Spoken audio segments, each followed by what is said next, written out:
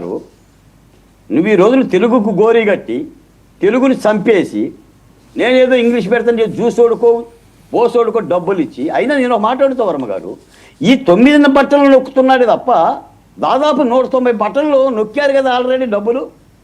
మరి వాటి మీద ఎందుకు జగన్మోహన్ రెడ్డి గారు మాట్లాడ్డు? రిషికొండ ఎందుకు కట్టాను ఎందుకు మాట్లాడ్డు? లేదంటే వెంకటరెడ్డి గారు జైల్లో ఎందుకున్నాడో ఎందుకు మాట్లాడ్డు?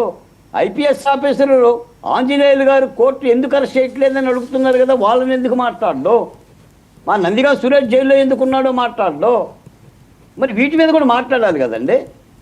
వాళ్ళు తాడేపల్లిలో ఉన్నారు, తాడేపల్లి నువ్వు రోడ్లకి అక్కడ ఉన్న స్టేషనరీకి నీ పెన్షన్కి ఎన్ని వేల కోట్ల రూపాయలు ఖర్చు పెట్టావు, ఇవన్నీ మాట్లాడరా?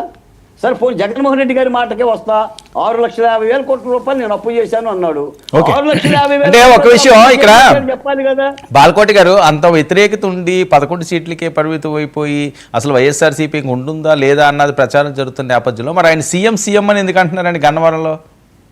ఏం చేస్తారు భక్తజనం అండి, వాళ్ళకి కావాల్సింది రాజకీయాలు కాదు, వైసీపీ పార్టీ కూడా కాదు, భక్తజనాన్ని పోగు చేశాడు. ఇప్పుడు మన శేఖర్ రెడ్డి గారిని కనిపించండి, ఇప్పుడు వెంటనే ఇప్పుడు నేను టాక్గానే ఇప్పుడు నా మీద నిప్పులు కురిపించేసి జై సీఎం సీఎం సీఎం అని అరుస్తాడు.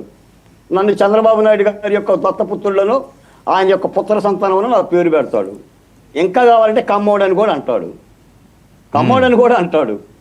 నేను అనేది ఏంటంటే ఆలమందలు చెదిరిపోవటానికి సైన్యం చెదిరిపోవటానికి కర్త కర్మ క్రియ జగన్మోహన్ రెడ్డి గారండి. దట్ ఈజ్ పరిపాలన అంటే అది సార్. నేను ఒక్క మాట చెప్తా. ఆయన ఎన్నికల మేనిఫెస్టో ఇది నా భగవద్గీత, ఇదే నా ఖురాను, ఇది నా బైబిల్ అన్నాడు. చాలా దుర్మార్గమైన తప్పుడు మాట. ఈ దేశంలో రాజ్యాంగమే భగవద్గీత, రాజ్యాంగమే బైబిల్, రాజ్యాంగమే ఖురాను. నువ్వు రాజ్యాంగపరమైన పరిపాలన మర్చిపోయి 4 కాగితాలు పట్టుకో. సరే, మరొక ముఖ్య విషయం ఏంటి, చంద్రబాబు నాయుడు గారు మంత్రుల మీద చాలా సీరియస్ అవుతున్నారట, ఏమైనా తెలుసా మీకు ఇన్ఫర్మేషన్? మనం చూస్తున్నాము వర్మ గారు. నేను చెప్పబోవటం నేను ఈ రోజున శేఖర్ రెడ్డి గారు కూడా చెప్తున్నాను. నేను ఉద్యమ నాయకుడిగా ఉండి ఓటమి పార్టీలో ఏదైనా తప్పున్నా కూడా ఆ తప్పుని ఎత్తేసి చూపిస్తున్నా. మీకు జనసేన పార్టీ అధికార ప్రతినిధి ఇదే డిబేట్లో ఉన్నారు, మీరు అడగండి.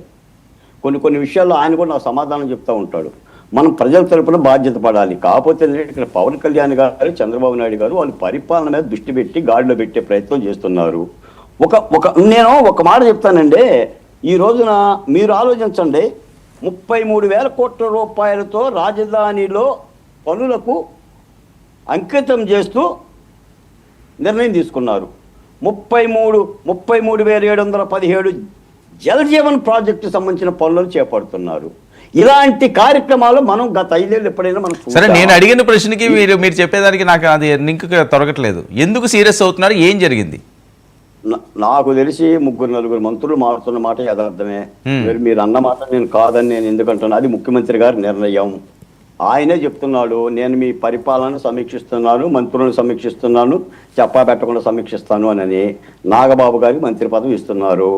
అదే రేషులో 2-3 తప్పించేసి కొత్త వారికి ఏదో అవకాశం ఇచ్చే ప్రయత్నం చేస్తున్నారు. ఆ ఎక్సర్సైజ్ అయితే జరుగుతున్న మాట యథార్థం.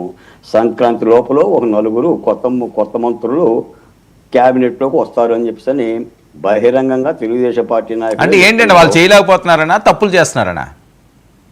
వాళ్ళు చేయలేకపోతున్నారా, తప్పులు చేస్తున్నారనే మాట మనం ఎందుకంటాంలే కానీ సమీక్ష అయితే ముఖ్యమంత్రికి ఉంటుంది కదా. ఇప్పుడు జగన్మోహన్ రెడ్డి గారు 2.5 సంవత్సరాల్లో మొత్తం క్యాబినెట్ మార్చుకున్నాడు, తప్పులు చేశారని. అంటే వాళ్ళు ముందే చెప్పినట్టున్నారు కదా 2.5 సంవత్సరాల వరకు ఇది ఉంటుందని. అదేనండి, ఆయన పంపకాలు చేపట్టిండు. 2.5 సంవత్సరాలు మీరు దోసుకోండి, 2.5 సంవత్సరాలు వాళ్ళు దోసుకుంటారు. బాలకోటి గారు, ఇదేమైనా ఎఫెక్ట్ పడుతుందా? 6 నెలల్లోనే 4 మంత్రులు వెళ్ళిపోతే వైసీపీకి అస్త్రాలు ఇచ్చినట్టు అవుతుందా, లేకపోతే ప్రజల్లో ఇదేమైనా